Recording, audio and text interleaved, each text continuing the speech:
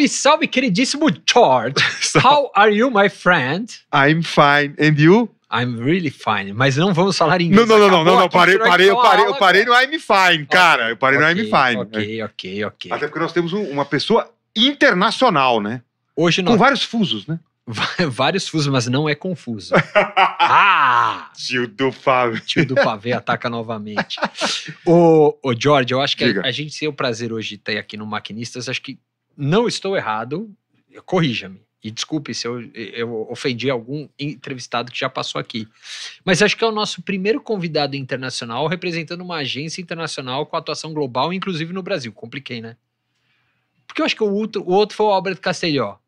Sim, mas o Albert representa a Liga aqui no Brasil. Com todas essas pontas, não. Não chegou ninguém com esse gabarito, com esse passaporte tão longo, né? Vai ser hoje. Mike Rocha Keys. O dia chegou, né? Chegou.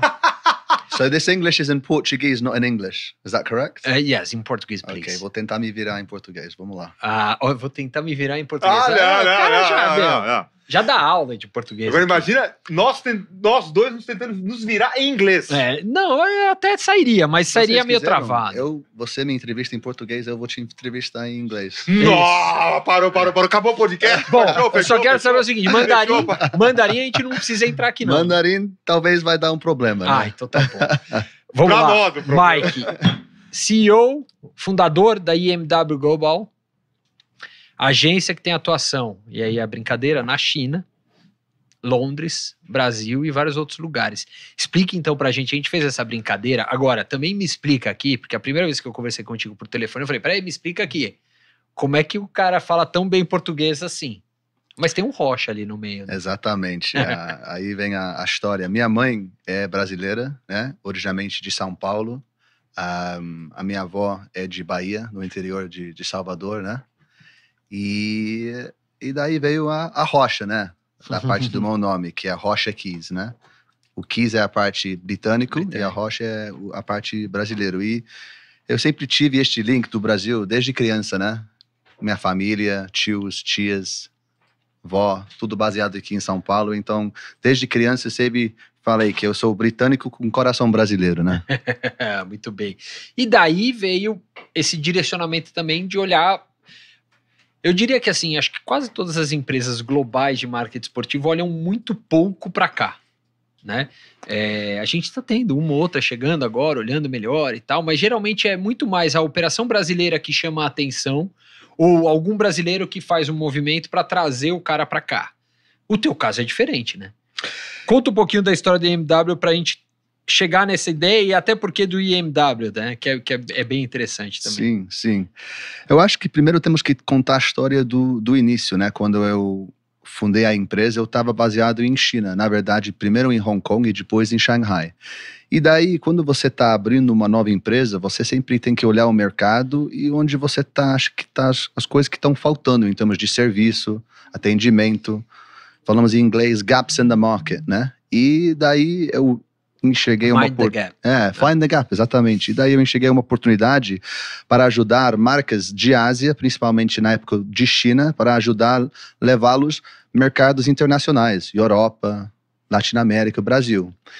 E daí, o que acontece? A China é um mercado enorme, mas também com muitas restrições, que significa que empresas que crescem até um certo tamanho, para depois crescer mais, às vezes eles têm que procurar outros mercados internacionais para expandir. E foi uma questão de timing mesmo, que quando eu estava na China, um dos nossos clientes maiores era a rede, era o canal de mídia social, chamado Kuai. Na China chama Kuaishou. E daí eles estavam querendo entrar no mercado latino-americano, principalmente no Brasil na época, e nós tivemos a sorte e a confiança deles para ajudar a trazê-los e achar formas de crescer a empresa e a plataforma deles em Latinoamérica. E daí foi indo, né? Uhum. Você falou agora da China, né? Sim. E pra gente, às vezes, é um olhar tão distante, né? Quando a gente fala dessa indústria, de tudo que gira em torno, né, da indústria do esporte. Qual o seu olhar sobre as oportunidades e o mercado chinês?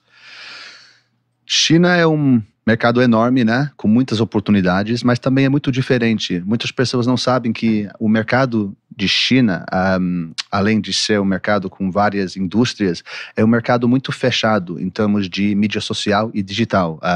O mercado de China tem as plataformas próprias deles na mídia social, ou seja, nós estamos acostumados com YouTube, Facebook, Instagram, TikTok e tudo mais.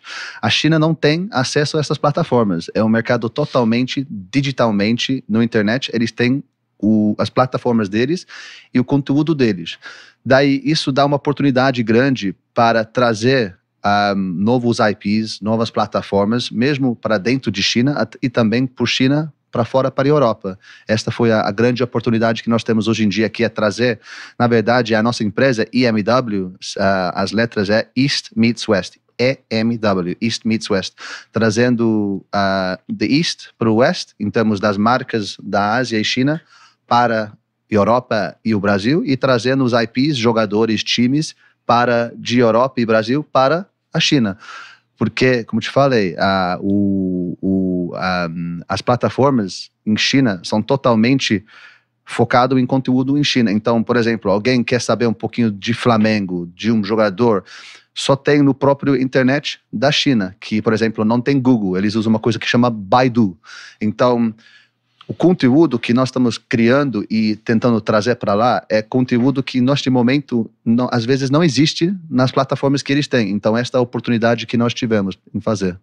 Pô, e o mercado é impressionante, né? Se a gente for olhar, né? Imagina. Sim. Imagina, nossa, o potencial. E aí a gente entra na questão de internacionalização, né? Olha a complexidade quando a gente fala de internacionalização de marcas, né? Olhando a própria indústria do futebol no Brasil, por exemplo, né? Sim, e até nisso teve um movimento interessante com o Kawhi, né? De junção, CBF, vocês participaram, aproximaram. Como é que é essa transição que vocês fazem, Mike? Como é que isso foi criando e onde vocês foram encontrando também novos caminhos para a empresa?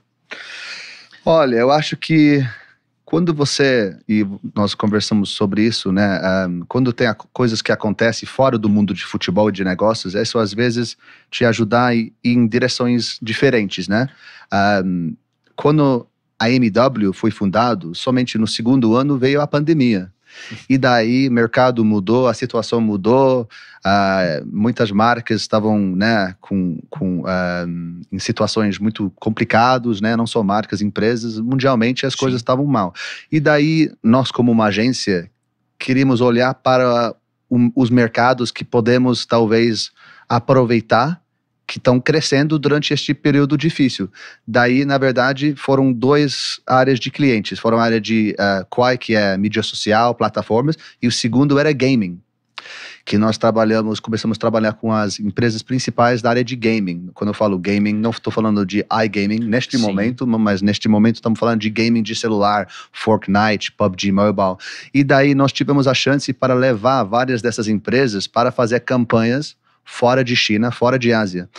O momento também, além da pandemia, que era importante, é que a China estava passando algumas regulamentações que falaram que empresas de gaming, crianças até uma certa idade não poderiam jogar até um horário certo. Isso reduziu muito os revenues de empresas de gaming de China neste momento. Então, uma combinação da pandemia que aumentou pessoas usando games, mas depois as regras do mercado restringiu, né? E depois as empresas de gaming tiveram que procurar outros mercados para crescer as empresas e os jogos deles.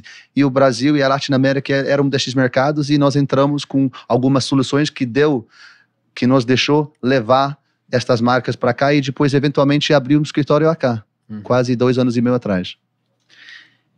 Nesse caminho, e você está no meio do caminho em Londres. Exatamente. Como é que hoje está estruturada a empresa? Aqui no Brasil vocês fizeram recentemente campanha para o Sporting Bet na final da Libertadores, enfim. Como é que a agência está se posicionando aqui no Brasil e como ela atua lá fora? Isso é uma boa pergunta. Eu acho que a melhor forma de imaginar o network de EMW Global, né? Temos nosso head office em China, em Shanghai, e este escritório é mais uma escritório de consultoria e brokering para trazer marcas de China e ajudar a fazer campanhas fora, achar o IP, achar o jogador e depois fazer o brokering do negócio. Daí o escritório de Brasil, o Brasil é na minha opinião, uma das peças mais importantes do network, do network da agência global, que é nosso engine, falamos em inglês, é nosso motor, é o nosso hub criativo, que quando nós temos um novo cliente que quer fazer uma parceria com um clube, jogador e tudo mais, o nosso equipe no Brasil, liderado por Thales, ajuda a fazer a parte criativa, construir a campanha e realmente fazer acontecer, né? Tá no papel, agora botar em prática é fazer acontecer. Então, o Escritório do Brasil é um hub criativo. Além disso, também é um hub onde que deixa nós atrair talentos não só do mercado de marketing esportivo, mas também jogadores que vamos representando, né? E também não só jogadores, mas também clubes e outros IPs como o CBF, que já fizemos, né, vários negócios com a seleção. Uhum. A partir dessa pergunta do Eric, quais os planos de expansão, além desses mercados? Olha, eu acho que temos vontade de expandir em vários outros mercados. Eu vejo os Estados Unidos como um mercado muito importante, né? The Middle East também, o Oriente Médio, Oriente né? Médio, Oriente Médio importante. Mas eu acho que a MW está numa fase mais de consolidação do que expansão, porque nós temos já base em lugares importantes, com clientes importantes e projetos importantes. Agora é mais uma forma de consolidar e trazer boas pessoas para depois crescer dentro dos mercados atuais que nós estamos, né, trabalhando, que é Latinoamérica, né, Brasil, através de o Brasil para a Latinoamérica é o principal, né? Mas estamos fazendo campanhas em outros países, mas fazendo tudo do Brasil, Europa, Londres e Shanghai para a China. Este momento é consolidação para realmente crescer o que nós temos hoje em mão. O que mudou nesse mercado chinês aí, de uns tempos para cá? Porque é um mercado que ele é muito peculiar, né? Muito, muito específico, muito único, né? É uma cultura, eu acredito, que é uma das culturas mais antigas que tem, né? Eu acredito. Então, é uma cultura muito, como você falou, é particular, é muito diferente do que europeu, de latino-americano, do brasileiro.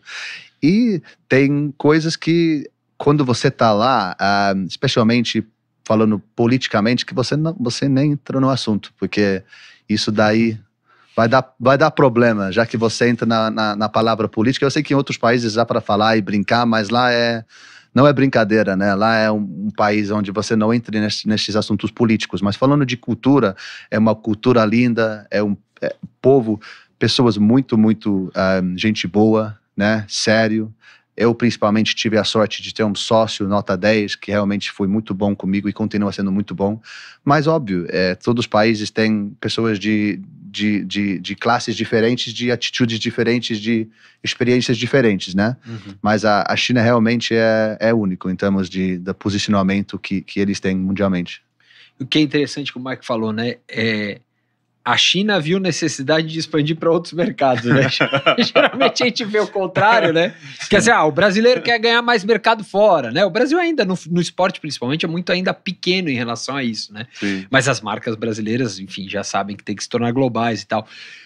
Mike, como é que é essa relação também? Você vê, assim, o Brasil preocupado em entendendo como ganhar mercado lá fora, o esporte aqui, ou ainda não? Se eu vejo o Brasil... O esporte no Brasil está olhando um pouco essa expansão global, ou é muito mais o contrário? A gente é mais receptivo ao que vem de fora do que o contrário? Eu acho que tem que ver um pouco dos dois, né? Eu acho que estamos passando um movimento importante, né, do Brasil hoje em dia no futebol de SAF, né? Que está mostrando que a estrutura precisa mudar para o futebol mudar e para as estruturas mudarem e para realmente a liga e os clubes melhorar. Então, eu acho que este é um movimento interno, mas vendo por fora o que é bom para depois tentar... E isso também vai trazer investimento por fora, por dentro do Brasil, para as novas estruturas. Então, eu vejo um pouquinho dos dois. E isso que o Eric comentou, e a partir da sua resposta, é perceptível de fora para o Brasil esse olhar em relação às oportunidades que as SAFs, a profissionalização podem abrir para os mais variados players? Isso é perceptível olhando de fora para cá? Eu acho que está ficando cada vez mais óbvio, né? Mas eu acho que nos últimos 5 a 10 anos as pessoas olharam e viram a oportunidade, mas quando tem oportunidade assim também tem risco. Então o Brasil também não é um país fácil de vir por fora e depois lidar e fazer projetos fácil. Você tem que ter sócio local, know-how local, né? E isso é uma coisa que é importante. Então, eu acho que oportunidade todo mundo vê, mas aí como é que você pode conduzir para ter o mínimo risco e o máximo de reward, né? Daí vem o desafio, né? Diga. Não, eu ia só complementar, porque, por exemplo, tem essa possibilidade, né, quando você olha do mercado como um todo, e foi o que ele falou da questão, por exemplo, quando a gente olha os atletas, né? E aí, voltando ao ponto que você havia comentado, né? Nós temos atletas mundiais, quando a gente fala de Messi, Cristiano Ronaldo, né? E a relação deles com as redes sociais. E aí, na China, você tem o mercado de redes sociais é muito específico. Como funciona esse trabalho de entrada desses grandes jogadores para esse mercado, usando todo esse potencial que as redes sociais, num país como a China, com mais de 1 bilhão de habitantes, pode trazer? Olha, eu acho que... eu acho que a forma que funciona, né, que imagina, você tem os jogadores atualmente que têm as redes deles normais, né, Face, Insta e tudo mais. O processo de trazer um jogador para abrir rede lá é um pouquinho mais complicado. Para abrir um perfil oficial em uma das plataformas lá, precisa de vídeo específico, precisa de uns 3 ou 4 documentos assinados por jogadores dando autorização para abrir as contas. É um processo que demora, no mínimo, 2, 3, 4 semanas até estar tudo certo. E não é só uma plataforma. Tem, por exemplo, em China, o Facebook da China chama Weibo, né? Essa é a plataforma que é mais parecida do que Face, né? Na China. Daí, plataforma que nós conhecemos que TikTok, que também é uma empresa que é de China, chamado ByteDance. A TikTok em China chama Douyin. E daí todos têm a mesma nível de regras, que tem que seguir um procedimento para abrir as contas dos jogadores ou dos clubes nas plataformas, e daí tem um regulamento ainda mais rígido do conteúdo que pode ser postado, porque tem que ser somente futebol, não pode ter nada que tenha uma coisa virado político, religioso, coisa que né? Existe uma rigidez, controle ali muito maior, né? Muito, muito. E daí, o processo é quando a conta está aberta, nós temos uma equipe, né, dedicada na China, que pega o conteúdo de Face, de Insta, e também cria conteúdo próprio, traduz e depois posta nas redes na China, dentro dos parâmetros que podem ser postados. Então, tudo tem que passar por o nosso departamento de conteúdo e aprovação para depois entrar nas plataformas chinesas, porque daí, se tem uma coisa que não pode entrar e entra, quem é responsável no final do dia é a nossa empresa, IMW. Então, tem que tomar muito cuidado com isso. O controle, então, ele é muito rígido. Muito. Que interessante. Não, porque daí a gente entra também no tópico de monetização, né? Quando a gente fala, você tem mais de 1 bilhão, né, de potenciais consumidores, por exemplo, que estão ali em redes sociais, etc. e tal. E aí você tem todas essas regras. E aí, como fazer dinheiro a partir daí? Esse é um outro ponto também muito importante, né? No qual isso possa se tornar realmente atrativo para um atleta que vai, porventura, abrir uma conta em uma rede social dentro de todas essas adaptações, né? Exatamente. Assim, imagina desde o início quando nós criamos a empresa, eu acho que já abrimos mais que 25 contas para clubes, times, jogadores lá na China. E daí, através de abrindo as contas, isso também abre mercado, não só para os jogadores, mas para todos os IPs que estão lá. Então, mostra para o mercado chinês que estamos aqui, queremos crescer nossos fãs, nosso engajamento no mercado, e que depois, no resultado final, traz negócios para o jogador. Porque se tem mais conteúdo do jogador que você está jogando lá para o mercado, depois, por exemplo, eu vou te dar um exemplo. Nós abrimos a conta, o mais recente era do Jorginho, que é o da seleção italiana, mas também tem descendência brasileira. Nós abrimos uma conta do Jorginho na China, várias contas, né? E ele acabou, quando ele veio para o Arsenal, o vídeo anúncio que nós criamos e ajudamos a criar para ele, foi no Sign Language, não sei como falar. A língua de sinais. Língua de sinais, porque ele tem uma paixão para idiomas. E nós tivemos a ideia para ele, quando ele veio para o Arsenal, fazer o anúncio em língua de sinais. Depois ele fez isso, entrou em todas as mídias sociais na Ásia, e daí, depois de alguns meses, uma empresa que faz... uma empresa que ajuda você a aprender idiomas, chamada Babel, né? Entrou e queria trabalhar com ele. Então mostra que o conteúdo que você, como uma IP, jogador, lenda, o conteúdo que você joga para fora, lá no mercado, no geral, volta em oportunidades, em coisas, mas primeiro você tem que botar as coisas no mercado, conteúdo, óbvio, coisas positivas, não só de futebol, mas as tuas paixões, e isso vem muito assim, o nosso trabalho como IMW é ajudar os jogadores, mostrar quem são fora de campo, que não sou um jogador. Sim. Sabe? Esse eu acho que é um ponto muito importante, que nós estamos tentando pouco a pouco trabalhar com jogadores de vários níveis, né? Temos jogadores do top lá em Europa, Premier League, La Liga, até jogadores que estão crescendo e estão quase indo para a Europa do Brasil, e mostrar para eles o valor de criar um perfil além de quem você é no campo, porque isso vai te ajudar muito na carreira para frente. O atleta tem entendido isso mais, o Mike, você acha? Uma geração que já vem um pouco mais preocupada com isso, você acha? Eu acho que sim, mas daí eu acho que também, quando você é um jogador, o foco é tão futebol, às vezes é difícil tentar, né? Hoje em dia que 10 segundos é considerado muito tempo, né? E daí, né? Eu, inclusive, meu concentração, né? 10 segundos eu tô aqui, depois eu tô aí, depois o telefone toca. Então, realmente, eu acho que é uma coisa de explicar e depois guiar, porque os jogadores, a prioridade número 1 sempre vai ser treinar e jogar. Então, é importantíssimo hoje em dia para ter um parceiro, agência, para estar ao lado, para que ele confia, para deixar na mão desta agência, para realmente criar essa estrutura e depois guiar o jogador e o que pode ser feito. Porque eu acho que a preocupação de muitos jogadores é que é uma coisa que toma muito tempo. Não, se eu começo a abrir várias contas e depois eu tenho que postar muito conteúdo, depois vou ficar distraído, não posso focar em jogar. Isso não necessariamente é a verdade. Se você tem uma agência parceira que faz tudo o trabalho, é possível para fazer os dois. E isso é nosso desafio, e mostrar para os jogadores que é possível. E as diferentes gerações? Como é que, na verdade não é diferentes gerações, sabe? Vamos falar de outra forma. Como é que é conectar diferentes culturas, né, e gerações no meio disso? Como é que funciona esse trabalho? Porque no fundo vira um trabalho de uma gestão de conteúdo também e de conexões com as pessoas. Como é que vocês fazem esse trabalho? Como é que é esse desafio aí? De conectar... Se conectar com o jovem, um jovem chinês vai ser diferente do jovem brasileiro, que vai ser diferente do jovem americano, do inglês, enfim. Né? Como é que é esse trabalho aí? Eu acho que o trabalho é mais um trabalho de entender o público e o que o próprio público de cada mercado quer saber, né?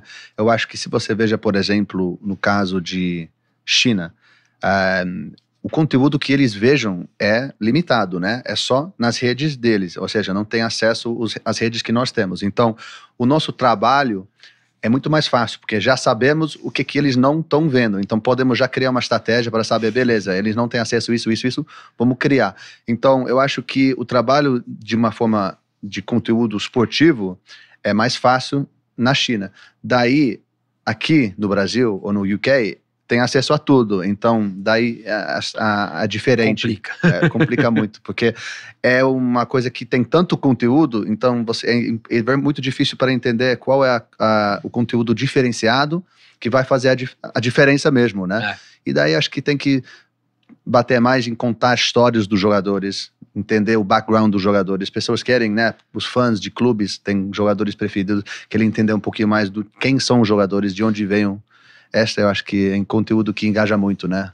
Até porque cada vez mais quem consome conteúdo nas redes sociais quer ter do outro lado, da parte do atleta, né, os mais variados posicionamentos, né? Não estamos nem falando de China, agora a gente fala de Reino Unido, fala daqui do Brasil e outros mercados. E em cima disso é interessante porque a gente observa que isso também cria um ambiente que ele não tem tanto controle, né, em relação ao que o atleta pode se posicionar das mais variadas formas, né. Em cima disso, uma pergunta até que nós já fizemos para outros entrevistados: como construir uma comunicação integrada entre o atleta, as marcas e as próprias postagens nas redes sociais, de maneira a que, tendo essa comunicação integrada, a gente mantenha a reputação de cada uma dessas pontas e a gente evite possíveis problemas, por exemplo, em relação ao que é postado. Há um tipo de trabalho nessa direção? É possível, dentro desse ambiente tão volátil e que as pessoas têm liberdade para postar o que elas desejam? Por exemplo, um atleta, ele tem essa liberdade? É possível construir algo nessa direção? Eu acho que é possível. Eu acho que existe, por exemplo, dentro da nossa empresa, quando estamos fazendo postagens no dia a dia das redes, por exemplo, dos jogadores em China, por exemplo, nós temos um procedimento que tem que aprovar conteúdo para ser postado, né? Daí, se você está falando sobre o jogador mesmo, o jogador está livre para postar o que ele quer. Daí é mais de um processo de education, né? Para o jogador, educação, ajudar o jogador a entender o que talvez é uma boa ideia para postar e também talvez o que vai causar problemas para frente e o que talvez às vezes tem que segurar, né? Daí é um processo de criar procedimentos dentro da empresa e também fazer um processo de educação dos atletas para saber o que é bom para postar e quando é bom para postar e às vezes quando não é. E às vezes, se não dá para educar o jogador, às vezes ele aprende da forma na vida real, com as consequências, né? Porque, por exemplo, que o Eric, desculpe, até chegou a perguntar, falando das gerações mais jovens, essas gerações agora, a famosa geração Z, essa galera que é mais jovem, que ela quer também, por parte do atleta, um posicionamento, né? Sobre os mais variados assuntos, né? Sobre racismo, sobre política. Então, por exemplo, é o que você falou, não há como você ter um controle total, mas tem que ser feitos os alinhamentos necessários para evitar possíveis problemas. Diferentemente na China, onde você tem a possibilidade de ter um maior controle sobre o que é postado, né? Exatamente. Então, tipo assim, é um trabalho que ele tem as suas diferenças, quando a gente fala nesse... Agora, o que eu acho que é importante entender, o público chinês, mesmo ele tendo todas essas limitações, é perceptível do público chinês a necessidade por receber conteúdos mais diversos em relação ao que o atleta posta, ou ele já tem, a partir dessas regras, essas limitações muito claras, então ele não pede algo a mais? Eu acho que realmente depende no público mesmo, assim, na China, por exemplo, tem fãs que são super fãs, né? Que, por exemplo, na China é possível acessar conteúdo de fora, mas, por exemplo, você tem que usar um VPN, né? Que é um Virtual Private Network. Não todos têm acesso disso. Também, às vezes, tem que pagar, depois o governo bloqueia tem que pegar o outro. Então, ter acesso ao conteúdo fora é difícil. Então, é só realmente as pessoas que têm o know-how técnico para acessar conteúdo por fora. Daí eu acho que o conteúdo que os fãs chineses, no geral, gostam de ver, vai dar uma variada. Por exemplo, tem os fãs que são fãs ao longo tempo de um jogador, que só segue o jogador, né? Quer saber o que o jogador está fazendo, o treinamento, o dia a dia. E daí tem muitos fãs femininos que, por exemplo, seguem David Beckham, que quer saber o estilo dele, o que a Victoria está fazendo. Então são mais fãs de lifestyle. Então realmente é uma grande variedade de conteúdos que eles gostam de engajar. E depende do fã. E, Mike, trazendo para o universo daqui, enfim, claramente a IMW tem um pouco o how-to ali do mercado chinês, né? Eu acho que vocês têm esse mérito muito claro. E agora, recentemente, vocês fizeram uma ação com o Sporting Bet aqui no Brasil, tem outras ações ali saindo. Como é que é esse trabalho também para o mercado da América Latina? Como vocês enxergam com um olhar um pouco até de quem está de fora, né? Essas oportunidades aqui da região? Olha, eu acho que o objetivo de IMW Brasil são duas coisas. Eu acho que primeiro é para trazer oportunidades e tecnologias e approaches, né, técnicas que nós aprendemos de vários mercados diferentes, Ásia, China, Europa, Estados Unidos, e trazer isso para o Brasil. E no mesmo tempo, em paralelo, pegar e tentar atrair os maiores talentos criativos no Brasil para depois trazer os dois juntos e criar campanhas diferentes.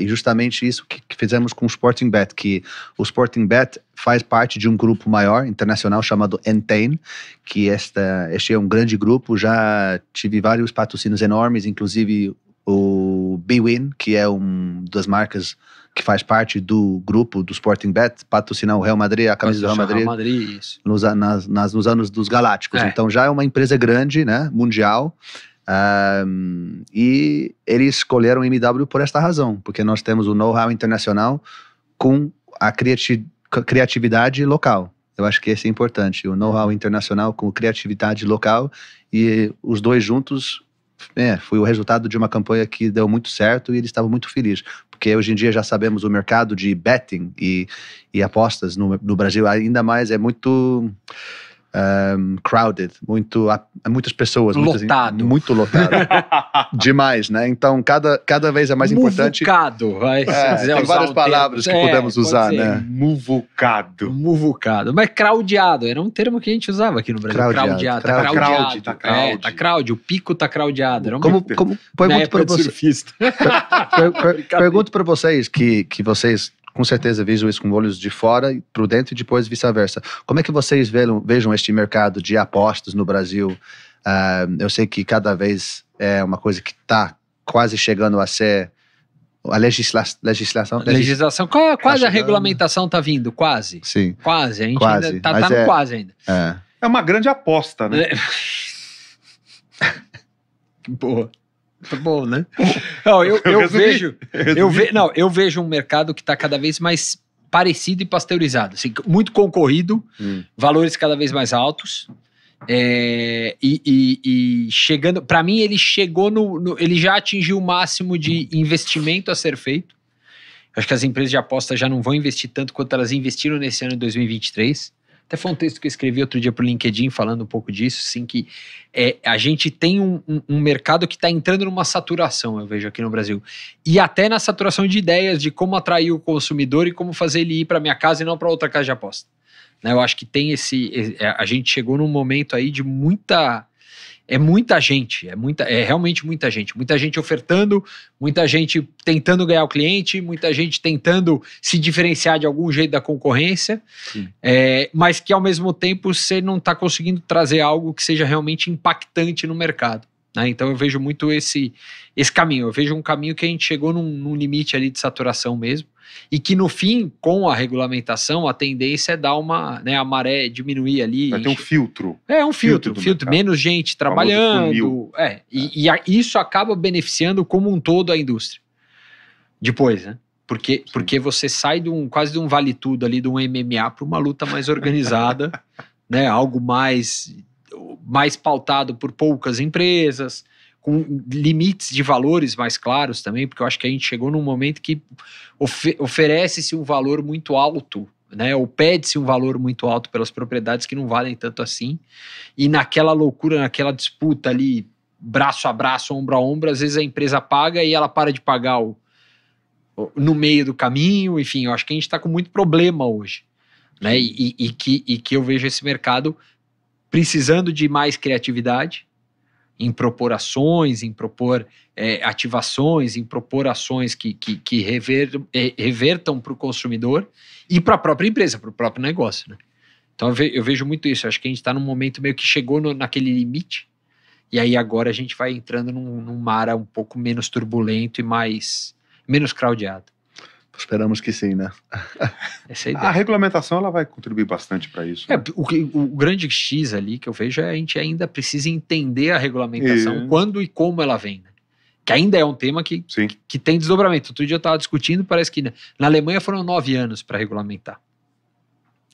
Do estágio que a gente está. Então a gente já está há 4. Sim. Né? Já foram 4, mas vamos ver como é que vai ficar. Quase 5, né?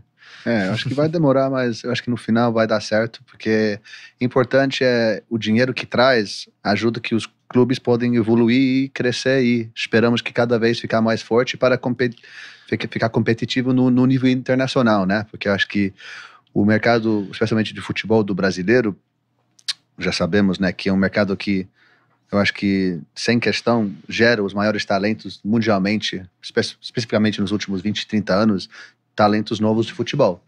Mas daí os talentos só ficam até uma certa idade e agora estão indo para outros mercados. Então, a questão que vai ser com o dinheiro que vai entrar através não só de patrocínios de apostas, mas os SAFs, isso vai ajudar a melhorar, acho que o produto, né? Produto, né? Que é o objetivo final, melhorar o produto e ajudar os clubes a crescer, ser mais organizados e ficar mais competitivos, né? Mike, o que o Brasil pode aprender do mercado europeu e do mercado asiático? Isso é uma boa pergunta, viu? Eu até ia te perguntar antes sobre a tua visão sobre o mercado, né, em termos de relações do Brasil e China, mas depois eu vou perguntar. O que o Brasil pode aprender de Europa e de China e de Ásia? Eu acho que, vamos lá, falando no geral ou só especificamente em termos de esporte? Não, acho que pode ser geral e esporte também. Geral é sempre bom, amplia a cabeça de quem tá nos vendo, nos ouvindo. Eu acho que, em termos de esportes, né, especificamente falamos de futebol, eu acho que a organização, estrutura é uma coisa que a Europa, na verdade, já está muito à frente, muito né? à frente de Brasil, mas é uma coisa que demora muito tempo e precisa de organização, precisa de, né, regulamentação. Eu acho que o Brasil está passando por isso neste momento. Então, eu acho que o Brasil pode olhar para a Europa e ver como é que os clubes estão estruturados, os CTs, a forma que eles contratam, a forma que eles, né, vendem os jogadores. Eu acho que tem muito, de uma forma positiva, para aprender de Europa, né, nesse sentido. Sem dúvida. Eu acho que isso é de Europa. Eu acho que de China é uma questão muito interessante, porque o mercado de futebol lá é muito básico. Eu acho que não sei a palavra... pouco desenvolvido. Pouco desenvolvido.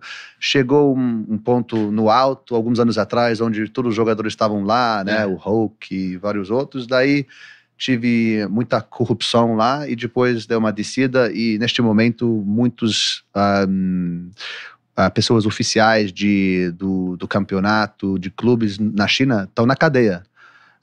Sempre brincamos que a China é um dos países onde você pode ser um bilionário um dia e no próximo na cadeia. Muitos outros países ser bilionário às vezes não...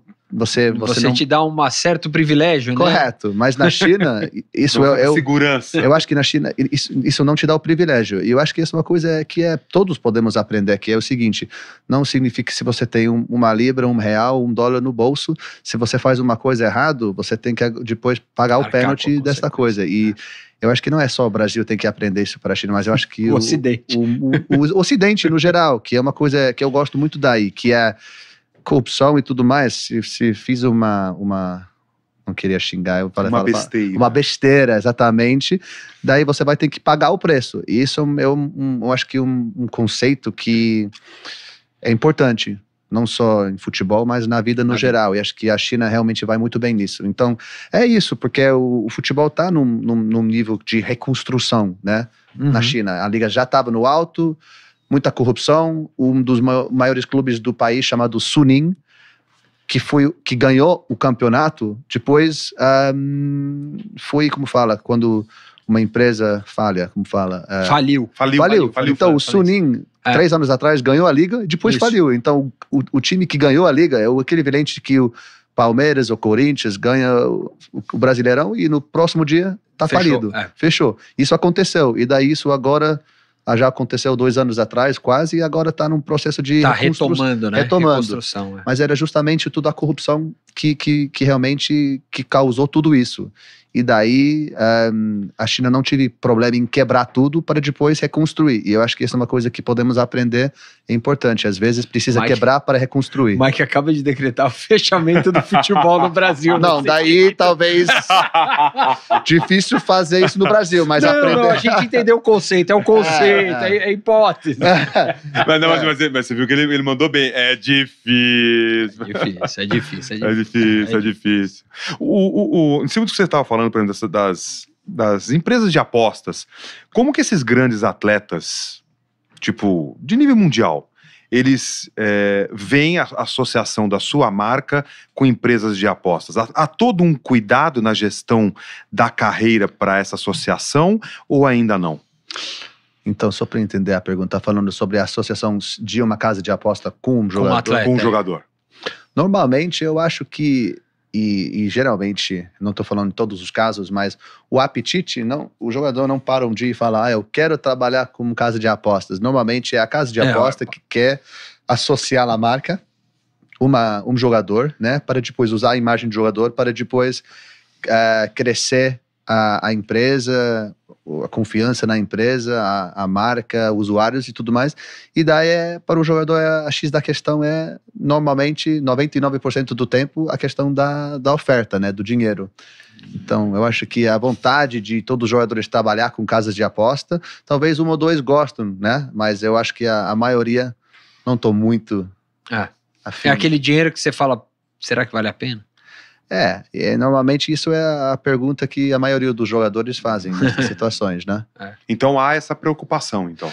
Esse ponto de atenção. Olha, eu estou falando sobre isso, por quê? Porque existe um momento, especialmente no mercado de Itália, onde tem uma grande turbulência, né? Sobre a casa de aposta e jogadores. O Tonalone, se eu não me engano. Tonali, exatamente. Do Newcastle.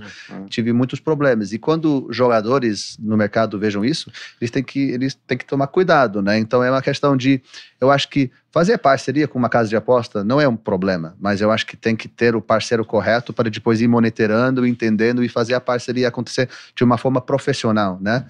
Não de qualquer forma, porque esse também é uma indústria que também precisa de muita ajuda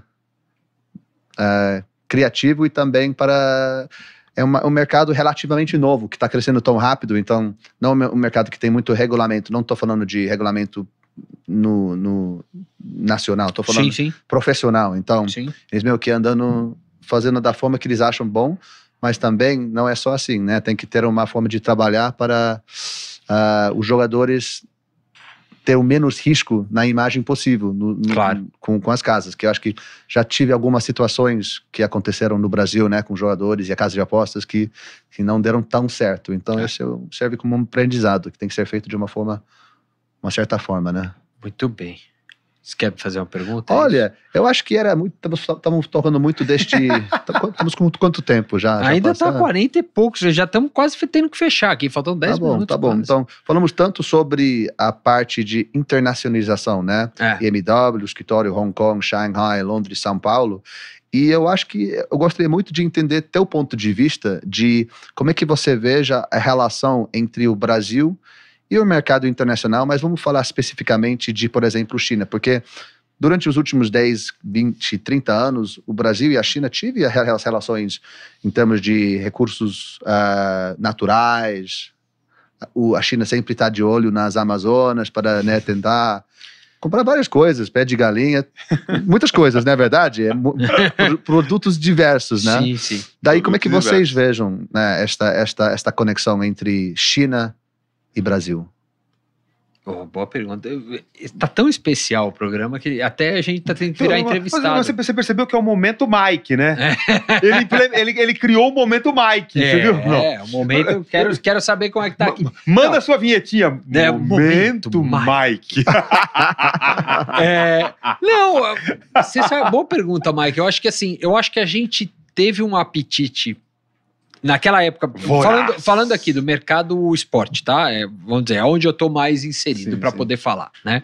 Mas a gente teve, quando veio aquele salto da China de olhar o Brasil, contratar jogador brasileiro e tudo mais, os clubes brasileiros olharam ali e meio que...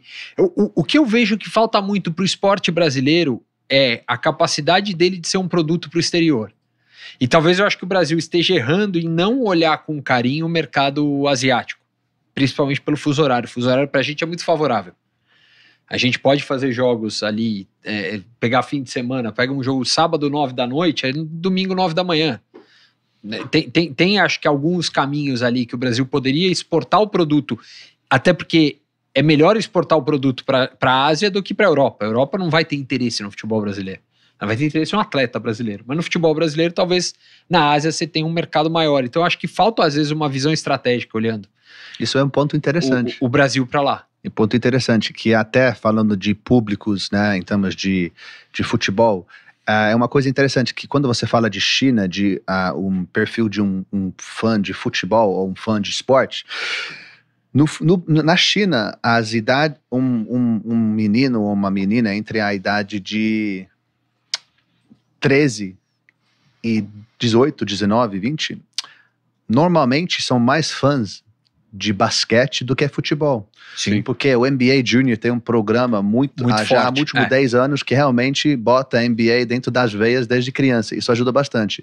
Mas quando você veja uma pessoa na China entre, vamos supor, 25 e 40, eles gostam muito de futebol, porque futebol passou, quando eles eram mais novos, futebol passou na televisão, mas não só futebol. Quando eles estavam crescendo, Série A de Itália passou muito na televisão. Então você tem uma geração de 10 de milhões, 20, 30 milhões de fãs na China que torce para Milan, Inter, Napoli, Juventus, por causa que passou na televisão. Então acho que esse é um ponto interessante para falar. Tem que aproveitar, o conteúdo tem que estar lá. Você já sabe que nós já fizemos um trabalho com o Flamengo de internacionalização. Uma ativação, não sei se vocês saberam, fizemos um jogo que passou... A camisa Fla-Flu, não Fla-Flu, botamos o nome dos jogadores em chineses atrás e passamos o jogo live stream na China. Então isso ajudou, mas não é uma coisa que você faz mas um é uma ano. ação pontual, né? Pontual, daí tem que ser consistente durante anos para realmente pegar este brand awareness. Então, por exemplo, aí complementando o que o Eric comentou, aí você vê a importância de se tratar o futebol brasileiro como um produto, mas olhando todas as suas propriedades. Né? Então, a Liga, por exemplo, seria ela... a Liga. A Liga, que não vai dar Liga, mas a Liga seria muito importante. Ela, bem articulada, bem montada, conseguir olhar todas as propriedades que envolvem esse produto para que realmente a gente possa falar de internacionalização. Né? Porque internacionalização não pode ser algo pontual. Né? Você pode ver, que é o que você falou, da própria Série A italiana, são anos e anos você fazendo todo um trabalho. Sim. Então, veja, existe uma complexidade, né, para responder a sua pergunta, sim, porque não pode ser como os próprios clubes tratam, sim, aqui, quando a gente fala de, eu vou, de repente, ter um jogo passando na China, depende do horário, o campeonato, sim, a atratividade do jogo, entre uma série de outros fatores, né? Mas me parece que o Brasil, neste momento, talvez só para finalizar, que eu sei que estamos em cima da hora, eu acho que parece que o Brasil, passando para esta fase de SAF com os clubes, e também parece que o investimento que veio há pouco tempo para reconstruir a Liga do, sim, Brasil, está próximo, ou não? Eu acho que está mais perto do que já esteve. E ao mesmo tempo está mais longe do que vamos ver, mais perto. Eu acho que vai ter um entendimento. Não sei em quanto tempo, mas vai ter um entendimento, sem dúvida nenhuma. Maturação do mercado, maturidade. O mercado precisa de amadurecer. E até entender que tem oportunidade. Eu acho que a gente ainda tem uma miopia muito grande de achar que só vai internacionalizar se a gente for bater de frente com Champions League, sim, Premier League, La Liga. Mas daí nunca vai competir, tem que criar um produto diferente. Isso. Que é um futebol diferente, né? É um futebol encontrar único. O seu posicionamento. É um futebol único. Mas é aquilo, um fuso horário, por exemplo, uma quarta-feira à noite no Brasil. O jogo é madrugada na Europa, então não adianta, não vai ter. E ele tem que atender o mercado local, porque ele é o que paga a maior parte da conta, e não tá errado. A gente tem que atender a TV Globo, ou quem quer que seja ali, no jogo da quarta-noite. Né, é um jogo tradicionalmente do futebol brasileiro, né? Futebol sul-americano, o meio de semana à noite, como é na Champions League à noite. Né? É que aqui é à tarde, mas lá é à noite. E eu vejo muito isso. Eu acho que a gente tem opções, principalmente no mercado asiático, até porque lá a concorrência, bem ou mal, é menor. Porque o produto europeu lá chega num horário ruim, muitas vezes. Sim. É verdade. Para ser um bom jogo na Europa, na Ásia, o horário na Europa vai ser ruim. É isso. Ou vai ser muito cedo ou vai ser muito tarde. E aí Mas, por complica. exemplo, o que eles fazem, que nós ainda não fazemos, é estarem presentes. Ah, sim, vai com turnê, vai com um monte de Isso. coisa. E você vai criando todo esse processo de cultura, É. né? De introdução do seu produto de maneira consistente no mercado, né? Mike, mas não fuja, Mike, porque a gente encerra o podcast sempre. Pode tomar sua água aí, que ele tá pensando também aqui com o Momento George. Por favor, George. Rocha ou pedra e por quê? Rocha ou pedra? Ou pedra e por quê? Eu acho que uma rocha é uma pedra grande, então é rocha. Não é à toa que o sobrenome dele é Rocha! Você vê? Momento George, nem ele sabe o que vem da cabeça dele. É assim. Mas, ó. Agora ele pode fazer um momento Mike com a gente pra fechar. Fez vários. Você quer mais perguntas? Não, do com a Mike? sua quero. vinheta e ele terminando. entendi. Com uma pergunta aleatória, uma pergunta que vai sair agora dessa cabeça cerebral. Meu Deus do céu. Momento, Mike. Momento Mike. Pode fazer. Duas Não, perguntas. eu já tive vários momentos, eu acho que não vai Não ser. é fácil ser entrevistador, né? É. É. Muito bem. Mas tivemos uma aula hoje aqui, hein? Internacionalização, como é o mercado da China, como é o mercado aqui, como é o mercado na Inglaterra, na Europa em geral, enfim. Mike, prazer tê-lo aqui. Finalmente nos conhecemos pessoalmente. Finalmente. Muito obrigado para me receber aqui com tanto carinho. A conversa foi ótima e eu espero que com certeza vai ter muitos próximos. Muito obrigado, gente. Sem dúvida. Olha, ele nenhuma. tomou uma água brasileira. Podemos Sim, falar senhor. que existe uma água brasileira? Não sei. O cafezinho. E ainda falamos de feijoada antes de começar o... É verdade. Você Não? queria inserir o assunto feio? Deixa a feijoada pra lá, George. Mas aprendemos uma coisa muito importante, que é nosso amigo aqui, o Eric, não gosta de feijoada, né? Feijoada, gente. Foi a parte mais importante do Foi. podcast dos Não. bastidores. Eu vou sair daqui sabendo que... Você não Você não me pode convida pra uma convidá-lo. feijoada. Não, pode me convidar. Eu vou comer, mas assim, gente, tem coisa melhor. O Brasil produz comida melhor. Mas dá a dica pro Mike. Pra você, o que seria o creme de la creme da comida nacional, da nossa culinária? Que você aceitaria um convite do Mike? Não sei o que seria uma creme da Fish and chips, né? Fish and chips é uma delícia, fish and chips. É muito melhor que feijoada, pô. Mas Mas muito pra melhor. falar nisso da culinária chinesa, o que você fala assim, meu, essa eu comeria todo dia praticamente? Olha... Daí Fish eu and vou ter chips. eu vou ter que pensar. Eu vou ter que pensar bem e te responder na próxima sobre isso. Porque Foi bem. a comida é muito variada e muita variação, então não pode escolher um. Mas eu vou encerrar para falar tudo é bom lá. Muito bem. Spoiler para o próximo podcast. Spoiler pro próximo Exatamente. podcast. Muito bem. É isso aí, galera. Esse foi Michael Rocha Keys falando conosco aqui. Eu achei que você ia perguntar se era Rocha ou Chave. Nossa, você tá Ah, eu tava pavesão afiado hoje, hein? hoje. Eu tava afiado hoje. Você tá afiado, você tá Muito afiado. bem, mas é isso aí. Diariamente, maquinadoesporte.com.br, nas redes sociais também, Máquina Esporte aqui. Foi mais um Maquinistas. Toda terça temos um programa novo. Também temos semanalmente o Máquina Explica, trazendo novidades dos bastidores. George, hasta la vista, baby. Hasta a vista, baby. Valeu, Mike. Valeu, gente. Um abração, Mike. Valeu, Jorge. Valeu, Eric.